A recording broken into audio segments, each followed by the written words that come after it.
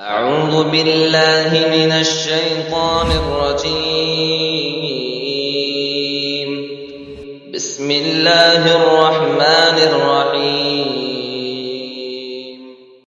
إن جهنم كانت مرصادا للطاغين مآبا.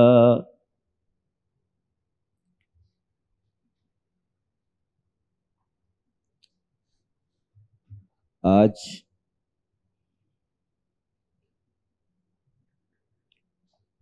اس جمعہ میں ہماری گفتگو کا موضوع ہے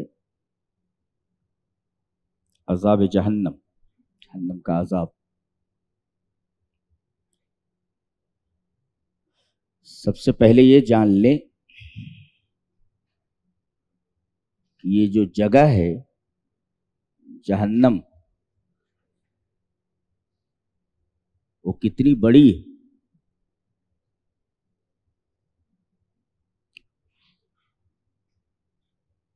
ہر شخص جانتا ہے کہ کسی چیز کے حجم کے چھوٹے یا بڑے ہونے کا اندازہ اس کی کیپیسٹی سے لگائے جاتے ہیں، یعنی ہاؤ مچ اٹ کنٹینس، اس کے اندر کتنی چیزیں آ سکتی ہیں۔ ریپیٹ کرتا ہوں، کسی چیز کے حجم کے بڑے یا چھوٹے ہونے کا اندازہ اس کی کیپیسٹی سے لگایا جاتا ہے، ہاؤ مچ اٹ کنٹینس، اس کے اندر چیزیں کتنی آ سکتی۔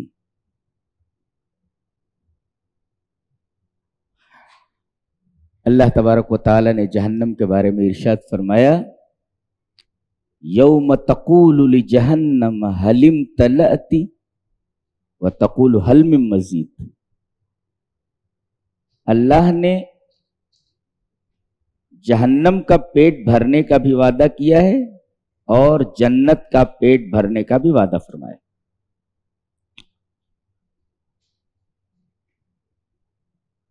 تو سارے طاغین، فاسقین، کافرین جہنم میں ڈالے جاتے رہیں گے، اور اللہ ہر بار پوچھے گا حلیم تلاتی، بھر گئی؟ وہ بولے گی حل میں مزید، کیا کوئی اور بھی ہے؟ یہاں تک کہ سارے جہنمی جن کے بارے میں جہنم میں جانے کا فیصلہ کیا جا چکا ہوگا، وہ جہنم میں پہنچ جائیں گے تو اللہ پوچھے گا بھر گئی؟ حلیم تلاتی، بھر گئی؟ جہنم کہے گی وَتَقُولُ حَلْ مِن مزید، کوئی اور بھی ہے؟ اس سے پتہ چلا کہ جہنم کا حجم بہت بڑا ہے۔ سارے جہنمیوں کے داخلے کے بعد بھی جہنم خالی رہے گی، جس سے اس کی کیپیسٹی کا اندازہ ہوتا ہے کہ اس کا حجم کتنا بڑا ہے اور اس کی کیپیسٹی کیا ہے اپنے اندر سمونے کی۔ اس آیت کریمہ کی تشریح امام مسلم رحمہ اللہ نے اپنی حدیث کی کتاب مسلم میں ایک حدیث سے کیا ہے۔ حدیث اس طرح، وعن انس بن مالک رضی اللہ تعالی عنہ عن النبی صلی اللہ علیہ وسلم انہ قال لا تزال جہنم یلقى فیہا وتقول هل من مزید حتی یضع رب العزت فیہا قدمہ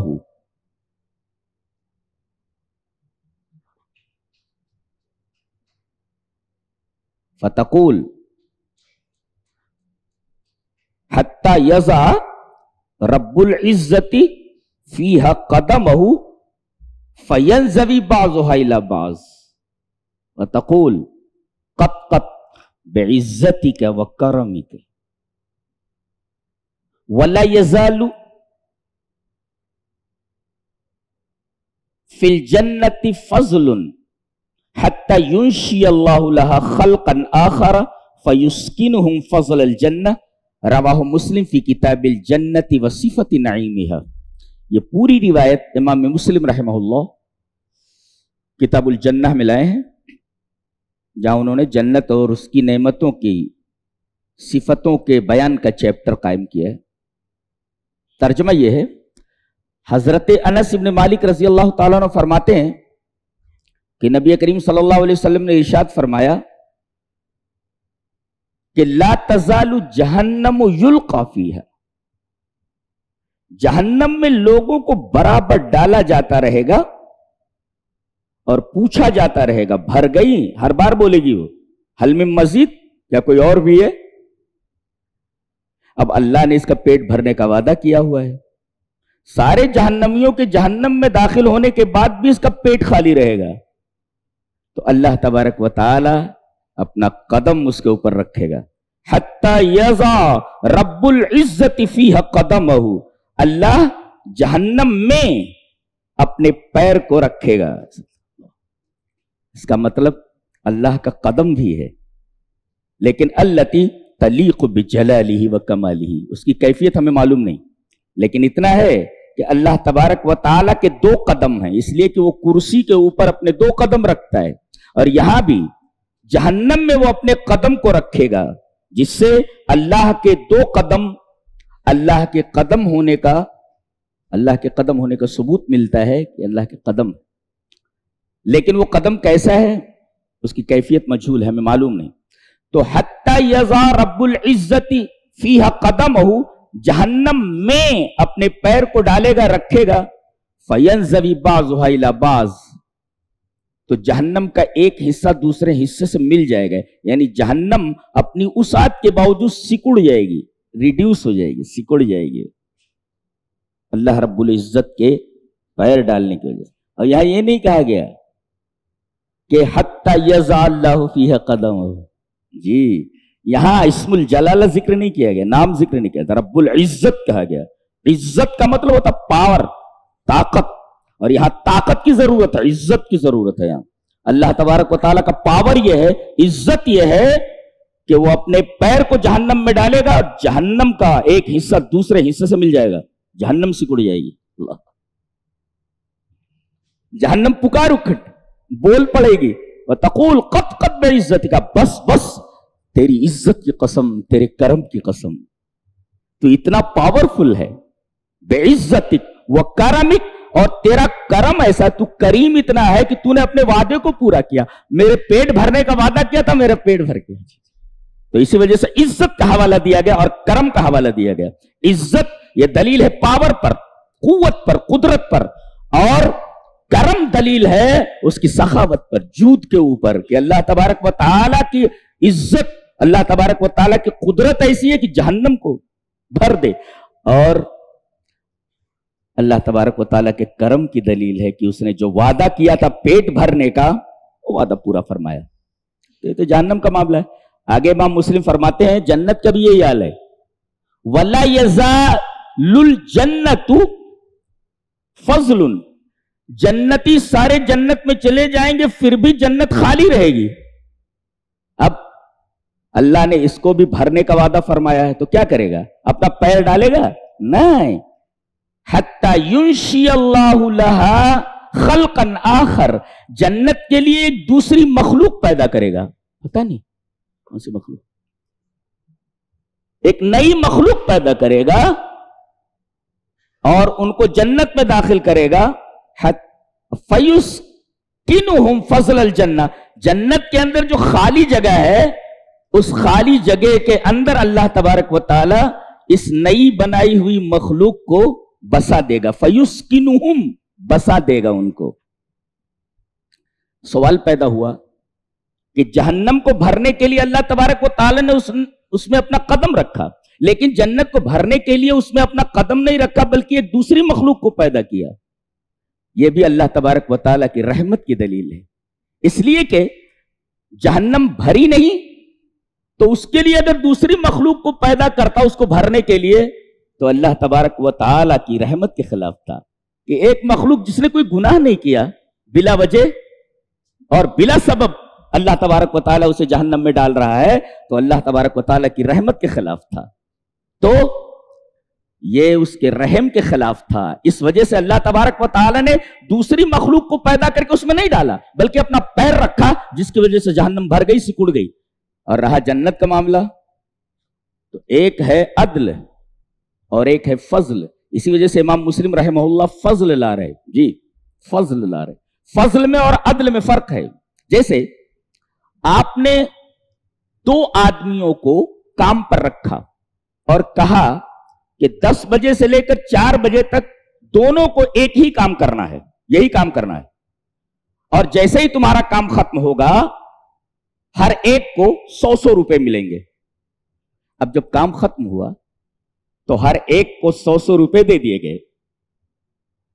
ایک آدمی کو 100 روپیہ، دوسرے آدمی کو بھی 100 روپیہ. لیکن جب دونوں چلنے لگے تو ایک کو بلایا اور کہا کہ یہ 100 روپیہ اور لے لے. جی تو یہ جو 100 روپیہ ہے پہلے جو متعین تھا کام کا عوض، وہ عدل ہے. اگر 100 روپے کے بجائے 50 روپیہ دیتا تو یہ ظلم تھا. جی پورا دے دیا اس نے، یہ عدل ہے. اور جب جانے لگا تو اپنی طرف سے 100 روپیہ اور دے دیا. دیٹ از کالڈ فضل. یہ فضل ہے. تو گویا کہ اللہ تبارک و تعالیٰ کسی کو بغیر کسی عمل کے جنت میں ڈال دے، یہ اس کا فضل ہے. کون اعتراض کر سکتا ہے اس کے فضل کے اوپر؟ اللہ اکبر. یہ ساری چیزیں پڑھنے کے بعد اور دیکھنے کے بعد اللہ تبارک و تعالیٰ سے بہت محبت ہو جاتی ہے. ہم تو محبت کر بیٹھے ہیں. اللہ جی اللہ تبارک و تعالیٰ کے فضل کو دیکھ کر کے آدمی کا دل اس کی محبت سے معمور ہو جاتا ہے کہ اپنی مخلوق سے رب تعالیٰ کتنی محبت کرتے. ایک نئی مخلوق پیدا کر کے فضل کرتے ہوئے بغیر کسی عمل کے اللہ تبارک و تعالیٰ اسے جنت میں ڈال رہا ہے اس مخلوق کو. ایسے ہی اللہ تبارک و تعالیٰ کسی کو بغیر کسی عمل کے جنت میں ڈال دے، کون سوال کرنے والا ہے اس سے؟ کون سوال کرنے والا ہے اس سے؟ اس وجہ سے امام مسلم رحمہ اللہ جنت کے بارے میں فضل لا رہے ہیں. وَلَا يَزَالُ فِي الْجَنَّةِ فَضْلٌ. جنت میں برابر خالی جگہ رہے گی. اللہ تبارک و تعالیٰ ایک دوسری مخلوق کو پیدا کرے گا اور اس خالی جگہ میں اس دوسری مخلوق کو بسا دے گا. اس حدیث پاک سے جہنم کی وسعت کا اندازہ ہوا اور ساتھ ساتھ جنت کی وسعت کا بھی اندازہ ہوا کہ دونوں بہت وسیع ہیں، اور دونوں کی کیپیسٹی کے بارے میں اندازہ ہوا کہ یہ کتنے آدمیوں کو اپنے اندر لے سکتی ہے. کتنے آدمی حضرت آدم کے زمانے سے پیدا ہوئے ہیں اب تک، اور قیامت تک کتنے پیدا ہوتے رہیں گے.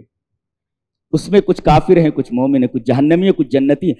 جنتیوں کو جنت میں داخل کرنے کے بعد، جہنمیوں کو جہنم میں داخل کرنے کے بعد نہ جنت بھرے گی نہ جہنم بھرے گی. یہ اس کی وسعت کا بیان ہے کہ یہ جہنم اور جنت کتنی وسیع ہے.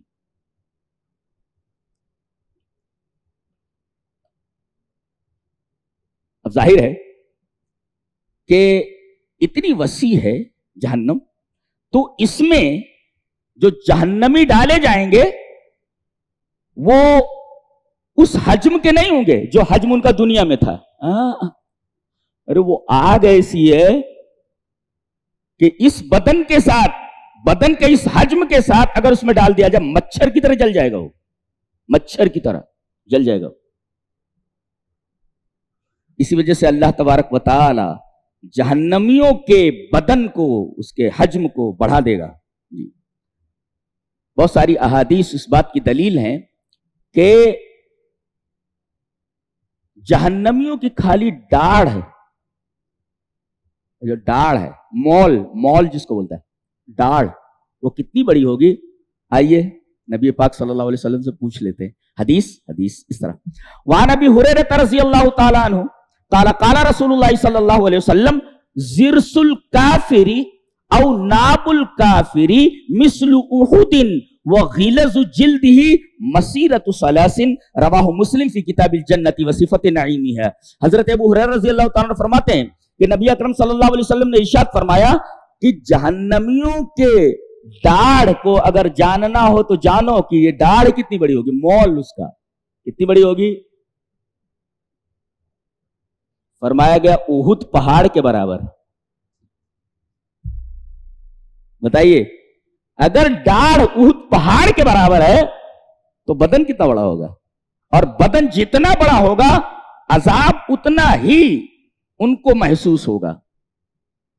عذاب کو زیادہ عذاب کو محسوس کرنے کے لیے بدن کا حجم زیادہ ہونا چاہیے جی.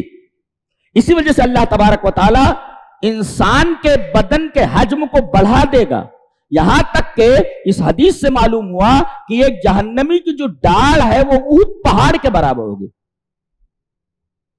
تو بدن کتنا بڑا ہوگا؟ ایک حدیث میں آیا ہے کہ مدینہ اور مکہ کے درمیان جو فاصلہ ہے اس کے بیٹھنے کی جگہ ہے جی, یعنی 410 کلومیٹر. 410 کلومیٹر اس کو بیٹھنے کے لیے چاہیے جگہ. کس کو؟ ایک جہنمی کو. اللہ, 410 کلومیٹر مدینہ سے مکہ کے درمیان جو فاصلہ ہے یہ جہنمی کے بیٹھنے کی جگہ ہے. اب اس کے بدن کا اندازہ لگائیے کہ جب تقریباً 410 کلومیٹر اس کے بیٹھنے کی جگہ ہے تو اس کا بدن کتنا بڑا ہوگا. وغلظ جلدہ, اور اس کے چمڑے کی موٹائی, اس کی جلد کی موٹائی. وغلظ جلدہ مسیرۃ ثلاثین, 3 دن کا سفر ہے. 3 دن کا سفر ہے جی.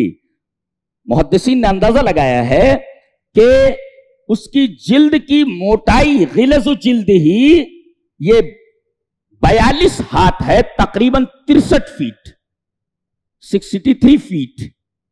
اس کی چمڑے کی موٹائی 63 فیٹ ہوگی جی, 42 ہاتھ.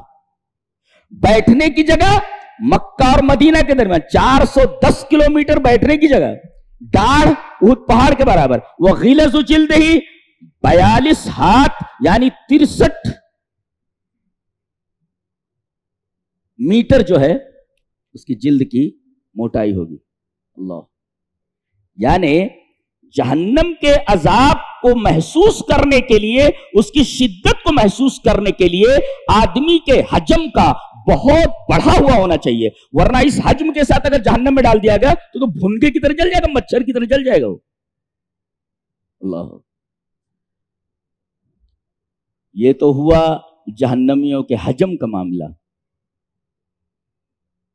اچھا, یہ جو جہنم ہے یہ چلتی بھی ہے, حرکت بھی کرتی ہے, اور بولتی بھی ہے, غصے میں بھی آتی ہے, چنگھاڑتی بھی ہے. بولتی ہے قرآن میں, يَوْمَ نَقُولُ لِجَهَنَّمَ هَلِ امْتَلَأْتِ وَتَقُولُ هَلْ مِن مَّزِيدٍ. جس دن ہم جہنم سے کہیں کہ بھر گئی تو وہ بولے گی, وَتَقُول بولے, حل میں مزید کیا کوئی اور بھی ہے. جہنم بولتی بھی ہے جی. اور اللہ نے فرمایا اِذَا رَأَتْهُم مِّن مَّكَانٍ بَعِيدٍ سَمِعُوا لَهَا تَغَيُّظًا وَزَفِيرًا. دور سے جب وہ جہنمیوں کو دیکھے گی, اللہ, بھوکی ہے ابھی تک, کھانا چاہیے نا اس کو, اور جو جتنا بھوکا ہوتا ہے اتنا ہی زیادہ اسے غصہ آتا ہے, اتنا ہی زیادہ زور سے چلاتا ہے, لاؤ جلدی جلدی لاؤ. اذا راتهم من مکان بعید, دور سے جب وہ دیکھے گی جہنمیوں کو کہ یہ تو میری خوراک ہے, تو غصے میں آ جائے گی, تغیظ, غصے میں آ جائے گی, اور چنگھاڑے گی زور سے, لاؤ جلدی میرا پیٹ خالی ہے. اللہ, اذا راتهم من مکان بعید سمعوا لها تغیظا وزفیرا. اس کا غصہ دیکھیں گے آپ, اور اسی طریقے سے اس کی چنگھاڑ دیکھیں گے. غصے میں آتا ہے آدمی تو زور سے بولتا ہے, لہذا تغیظ کو پہلے لائے گا, زفیر کو بعد میں لائے گا. غصے میں آ جائے گی اور دہاڑے گی, جلدی سے میری خوراک میرے پیٹ میں داخل کی جائے. تو گویا کہ وہ بولتی بھی ہے, غصہ بھی کرتی ہے, اور چنگھاڑتی بھی ہے, اور حرکت بھی کرتی ہے ایک جگہ سے دوسری جگہ. دلیل یہ حدیث پاک. وعن عبد اللہ رضی اللہ تعالی عنہ قال قال رسول اللہ صلی اللہ علیہ وسلم یوتا بجہنم یومئذ لہا 70,000 زمام مع کل زمام 70,000 ملک یجرونها رواہ مسلم فی کتاب الجنت وصفت نعیمها. حضرت ابو ہریرہ فرماتے ہیں, حضرت عبداللہ, کہ نبی کریم صلی اللہ علیہ وسلم نے ارشاد فرمایا کہ जहन्नम को उस दिन लाया जाएगा। देखो लाया जाने का क्या मतलब, यहां है तो अब उसको लाया जा रहा है, तो हरकत कर रही है। यूता भी जहन्नम यौमइज़िन, उस दिन जहन्नम को लाया जाएगा, यानी कहीं है और उसको वहां से लाया जा रहा है। इसका मतलब यह हुआ जहन्नम हरकत भी करती है, बोलती है, चिंघाड़ती है, गुस्से में आती है और हरकत भी करती है। यूता भी जहन्नम, और कैसे लाया जाता है इसको, लहा सबऊन अल्फ ज़िमाम, 70,000 लगामें हैं उसकी, लगामें 70,000 हैं, और हर एक लगाम को 70,000 फरिश्ते थामे हुए होंगे। इतनी अच्छी वो गरीब है। एक फरिश्ता ऐसा अगर जमीन पर लात मार दे तो पूरी जमीन का बैलेंस बिगड़ जाए। नूर के बने हुए होते हैं, रोशनी से, रोशनी की रफ्तार मालूम है आपको, रोशनी की ताकत आपको मालूम है। फरिश्ता नूर से बना हुआ होता है। अगर एक फरिश्ता जमीन पर पैर मार दे तो जमीन का निजाम दरहम बरहम हो जाए। तो एक फरिश्ते की ताकत का यह आलम है। यहां 70,000 लगामें हैं और एक लगाम को 70,000 फरिश्ते थामे हुए हैं, जिससे जहन्नम की अजमत का अंदाजा होता है कि जहन्नम कितनी खौफनाक है, कितनी हौलनाक है और कितनी अजीबोगरीब है। बचो उससे, बचो, उसमें किसी भी तरीके से जाने का अमल मत करना, बहुत खतरनाक है ये। 70,000 लगामें और एक लगाम को 70,000 फरिश्ते, तो 70,000 लगामों को थामने के लिए कितने फरिश्ते हैं? 70,000 multiplied by 70,000 is equal to, देख लो कितना जी, इतने फरिश्ते उसको लाएंगे खींच करके, यानी जहन्नम हरकत भी करती है।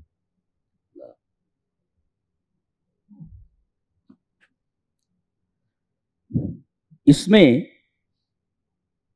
जो जाने वाले हैं इनकी जिंदगी कैसी होगी? चलिए एक हदीस देख लेते हैं। हदीस से साथ वहां अब्दुल्लाह रज़ियल्लाहु ताला अन्हु क़ाल, यानी अब्दुल्लाह इब्न उमर, वहां अब्दुल्लाह इब्न उमर रज़ियल्लाहु ताला अन्हुमा क़ाल क़ाल रसूलुल्लाह सल्लल्लाहु अलैहि वसल्लम इज़ा सारा अहलुल जन्नति इलल जन्नति व अहलुन नारी इलन नारी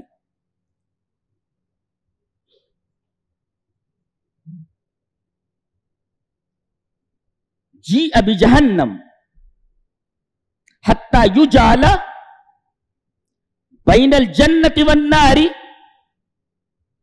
सुम्मा युज़बहु सुम्मा युनादी मुनादिन या अहलल जन्नति ला मौत व या अहलन नारी ला मौत फयज़दादु अहलुल जन्नति फरहन इला फरहिहिम व यज़दादु अहलुन नारी हुज़्नन इला हुज़्निहिम। रवाहुल बुखारी फी किताब ar-रक़ाक़। हजरत इमाम बुखारी रहमहुल्लाह इस पूरी हदीस को ऐसे ही किताब ar-रक़ाक़ के अंदर लाए। रावी हजरत अब्दुल्लाह इब्न उमर है।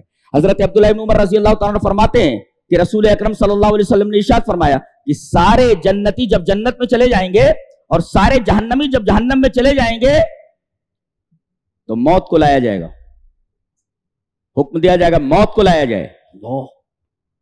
ये जो मौत आ रही है इस मौत को भी मौत है, मेरी तो समझ से बाहर है वो क्या है। वो मौत आ रही है, मौत, ये मौत को भी मौत है। ये है क्या? ये भाई रूह को निकालने वाला फरिश्ता वो मलकुल मौत है, वो मौत नहीं है, वो मलकुल मौत है। कुल यतवफ़्फ़ाकुम मलकुल मौतिल्लज़ी उक्किल बिकुम सुम्मा इला रब्बिकुम तुरजाऊन। ये जो फरिश्ता है और उसके जो साथी हैं जो जान निकालने के लिए आते हैं, जो मौत देने के लिए आते हैं, ये मौत नहीं है, ये मलाइकतुल मौत है। ये मौत का फरिश्ता है वो और उसके साथी हैं, ये मौत नहीं है। अच्छा, और वो रूह जो निकाली गई है वो अम्र रब्बी है। तो फिर व्हाट इज मौत? मौत क्या है? एक राज है जिसके ऊपर पर्दा पड़ा हुआ है जी, वो कयामत के दिन देखा जाएगा उसको। हाँ, अभी हम लोग मौत को नहीं देख रहे ना। अल्लाह तबारक व तआला हुक्म देगा कि मौत को हाजिर किया जाए, मौत को हाजिर किया जाए, और उस वक्त भी हम उसकी हकीकत नहीं जान सकते जी, इसलिए कि वो कब्शे अमलह की शक्ल में लाई जाएगी। कब्शे अमलह, मलीह मेढा, वो मेढा जो हम लोग ज़बह करते हैं बकरा ईद में, मेढा, اور کیسا ہوگا؟ سیاہی مائل ہوگا، سیاہی مائل۔ سوال یہ ہے کہ اس شکل میں میڈھے کو کیوں لایا جائے گا؟ اس لیے کہ ملیح کس کو کہتے ہیں؟ ملیح رنگ، سفید ہو اور کالا ہو، سفید ہو اور کالا ہو۔ یہ جو میڈھا لایا گیا یہ سفید اور کالے رنگ کا ہے، اور آپ کو معلوم ہے کہ جنتیوں کا رنگ سفید ہوگا اور جہنمیوں کا رنگ کالا ہوگا، لہذا سفیدی اور کالا پن ملا ہوا جو رنگ ہوگا اسی رنگ میں موت کو لایا جائے گا۔ بِكَبْشٍ أَمْلَحٍ، شارحین نے اس کی تشریح یہی کی ہے، اس لیے کہ جو اللہ کی رحمت میں چلے گئے جنت میں ان کے چہرے سفید ہوں گے، وَأَمَّا الَّذِينَ ابْيَضَّتْ وُجُوهُهُمْ فَفِي رَحْمَةِ اللَّهِ، وہ جنت میں چلے گئے، اور جن کے چہرے کالے ہوں گے وَأَمَّا الَّذِينَ اسْوَدَّتْ، جن کے چہرے کالے ہوں گے وہ جہنم میں۔ تو میڈھا کیسا لایا جائے گا؟ جو سفید بھی اور کالا بھی ہو۔ کیوں لایا جائے گا اس رنگ میں موت کو؟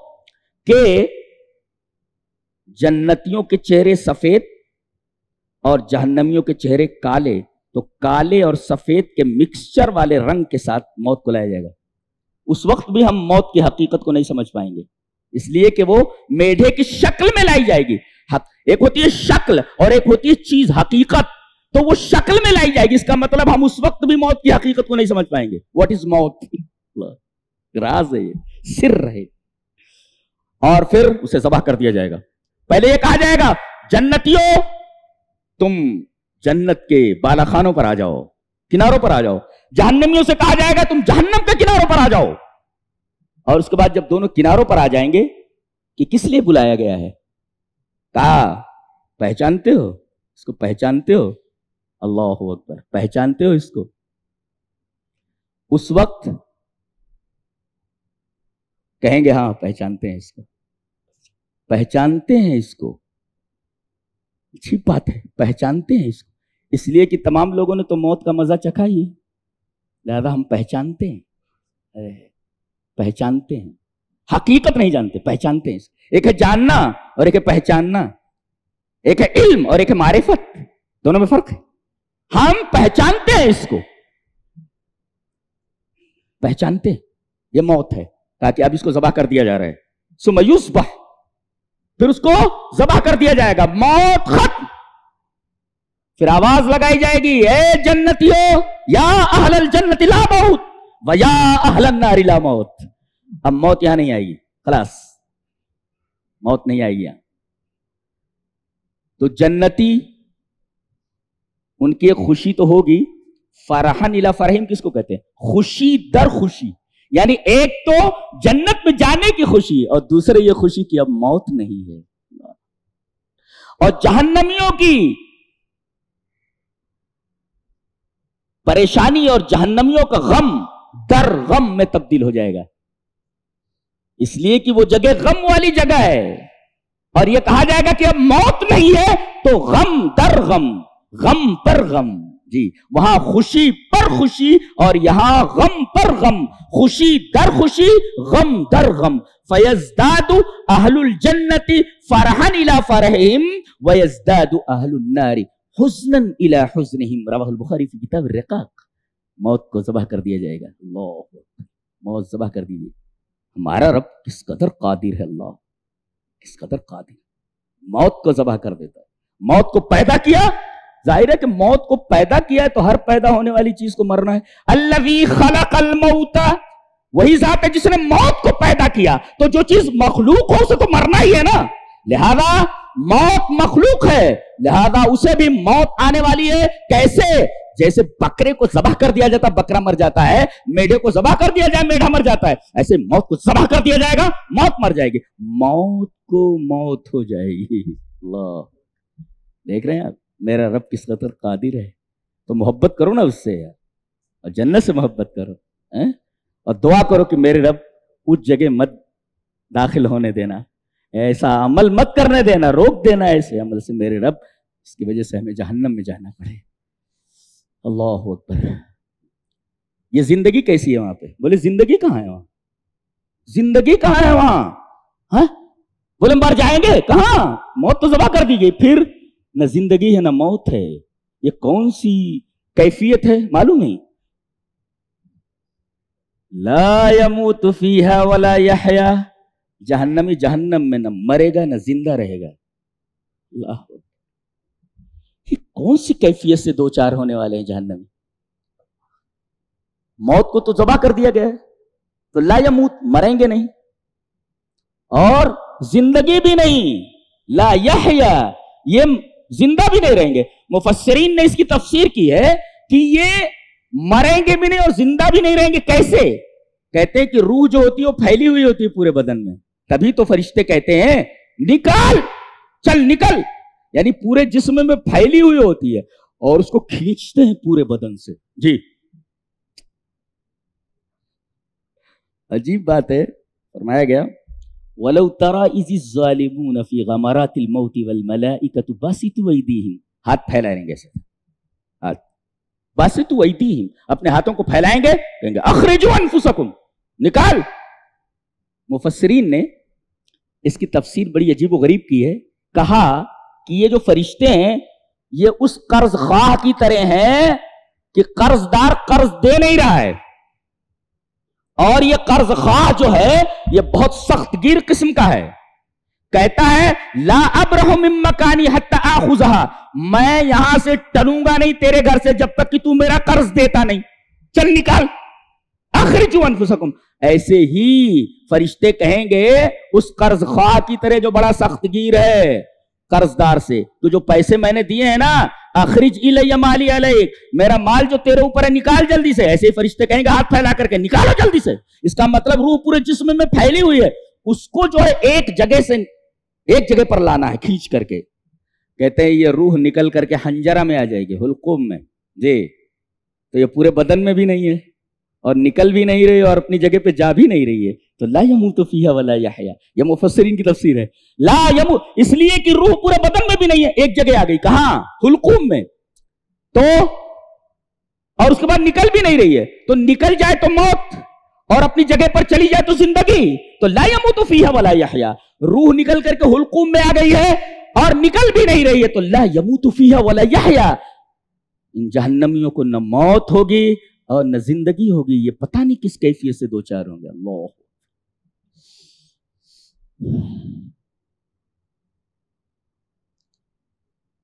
اس میں کون لوگ ہوں گے اور زیادہ کون لوگ ہوں گے، جی وہ دیکھ لیتے ہیں. حدیث اس طرح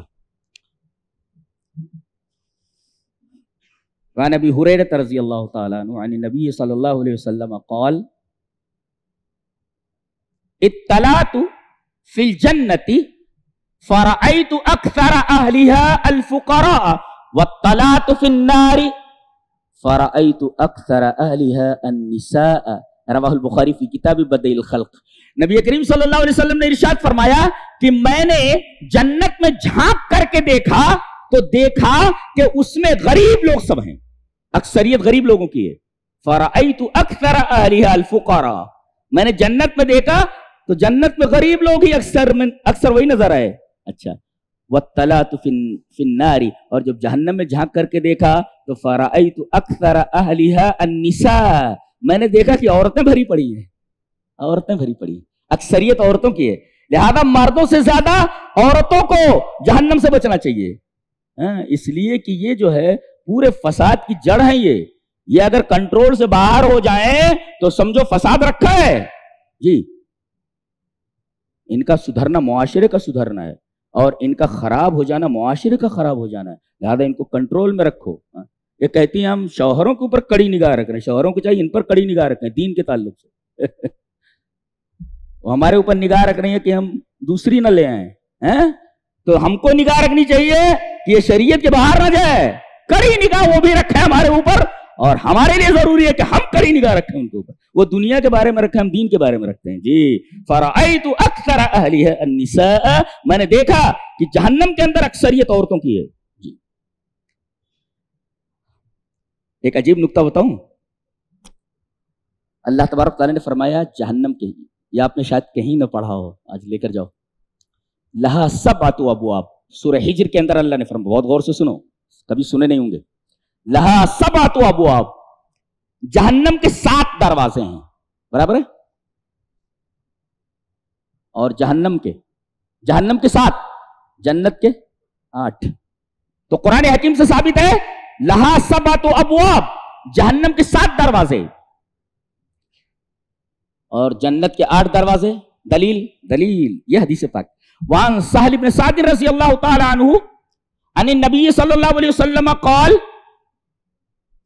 فی الجنت 8 ابواب فیہا باب یسمى الریان لا يدخلہ الا الصائمون. رواہ البخاری فی کتاب بدیع الخلق. حضرت امام بخاری رحمہ اللہ اس حدیث کو ایسے بخاری شریف کتاب بدیع الخلق ملا ہے، اور راوی جیسا کہ معلوم ہوا حضرت سہل بن سعد ساعدی ہیں. حضرت سہل بن سعد فرماتے ہیں کہ نبی اکرم صلی اللہ علیہ وسلم نے ارشاد فرمایا کہ جنت کے 8 دروازے ہیں. فی الجنت 8 ابواب، جنت کے 8 دروازے ہیں، اس میں ایک ہیں تو 7 ہی، ایک دروازہ بڑھا دیا گیا ہے. فیہا باب یسمى الریان، یہ اسپیشل دروازہ ہے، لا يدخلہ الا الصائمون، صرف روزہ داروں کے لیے.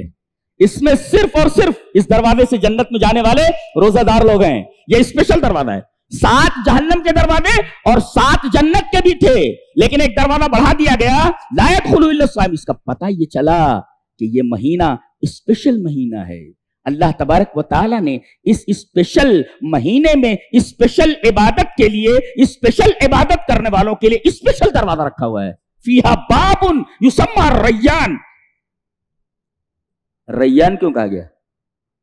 ریان کا مطلب ہوتا ہے سیراب ہونا. جی، آدمی بہت پیاسا ہے، اس کو پلا دیا جائے، عطشان ہو، اسے ریان بنانا ہے. عطشان مانے بہت پیاسا، یعنی بالکل پیاس کی ڈگری اتنی ہے کہ وہ مرنے والا ہے پیاس سے. اب ظاہر ہے کہ اس کا پیٹ بھرنا ہے پانی سے، تو آسودہ ہو جائے پیاس سے. ریان نام رکھنے کی ایک وجہ جو میری سمجھ میں آ رہی وہ یہ ہے کہ حالت روزہ میں انسان کو بھوک سے زیادہ پیاس کی کیفیت طاری ہوتی ہے. پیاس نہیں برداشت کر پاتا. بھوک سے تو آدمی 2-3 دن بھی زندہ رہ سکتا ہے، لیکن پیاس یہ بہت خطرناک چیز ہے. جی، پانی. لہذا اس دروازے کا نام بھی ریان رکھا گیا ہے. سیراب کر دیا جائے گا تم کو. جی، اتنا پانی پلا دیا جائے گا تو پھر پیاس نہیں لگے گی تمہیں. ریان فیہا باب یسمى الریان لا يدخلہ الا الصائمون. اسپیشل دروازہ، اس سے جانے والے، اس میں داخل ہونے والے سارے کے سارے یہ روزہ دار لوگ ہیں. اب 7 دروازے جہنم کے، دروازے، گیٹ مانے دروازہ، برابر ہے؟ اس کا پلیورل آتا ہے گیٹس. ایسے ہی عربی میں آتا بابن، دروازہ، پلیورل ابواب، برابر ہے؟ تو جہنم کے دروازے 7، جنت کے دروازے 8، 8 7 15. یہ عجیب بات ہے کہ پورے قرآن میں لفظ ابواب 15 بار آیا ہے. جی، اس سے زیادہ نہیں. لا هل هذا من المفاجات؟ یہ کوئنسیڈنس ہے کیا؟ یہ لا. جنت کے 8 دروازے اور جہنم کے 7، 8 7 15. اور لہذا ابواب جو لفظ لایا گیا، دروازے، یہ کل 15 ہیں جو جنت اور جہنم کے دروازوں کا مجموعہ ہے، اس کا ٹوٹل ہے. اللہ. اور ایک نکتہ اور جو آپ نے کبھی نہ سنا ہو کہ جنت کا پورا منظر گرین ہے. جی، لباس بھی یلبسون ثیابا خضرا. ایک حسین اور گورے نوجوان کو ہرا لباس ایک خاص انداز کا پہنا دیا جائے، کیسا لگے گا اندازہ لگاؤ.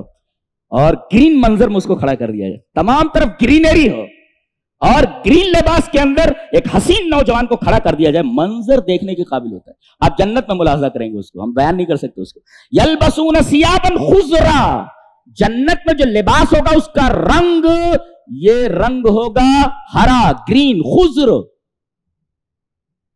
اور جہنمیوں کا کالا.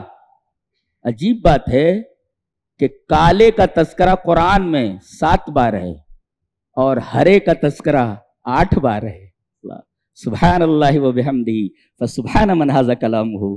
قرآن حکیم یہ بتاتا ہے کہ اللہ کا کلام ہے. جی، یہ کسی انسان کا کلام نہیں ہو سکتا. کیلکولیشن دیکھ رہے ہیں آپ؟ دس از اے میتھمیٹکس. یہ میتھمیٹکس ہے. کیا بات ہے. سبحان اللہ و بحمدہ. بہت عجیب و غریب کتاب ہے. اللہ اتنی پیاری کتاب رکھ کر کے اپنی بغل کے اندر ہم ذلیل و خوار ہیں. اس سے زیادہ تعجب کی بات دنیا میں ہو ہی نہیں سکتی. اتنی پیاری کتاب رکھ کر کے ہم اتنے بد اخلاق, اتنے بے ایمان, اتنے گئے گزرے اگر ہیں تو تعجب کی بات ہے. اتنی قیمتی کتاب رکھتے ہوئے اتنے غریب ہیں, فقیر ہیں ہم, تعجب کی بات ہے. ایسی شاندار کتاب رکھتے ہوئے ہم کتنے بد اخلاق ہیں, اخلاق سے گرے ہوئے ہیں. حیرت کی بات ہے. سبحان اللہ.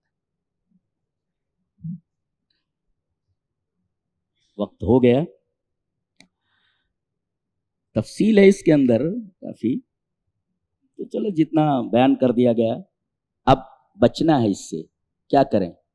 اس سے بچ کر جانا ہے تو جانا کہاں ہے نا؟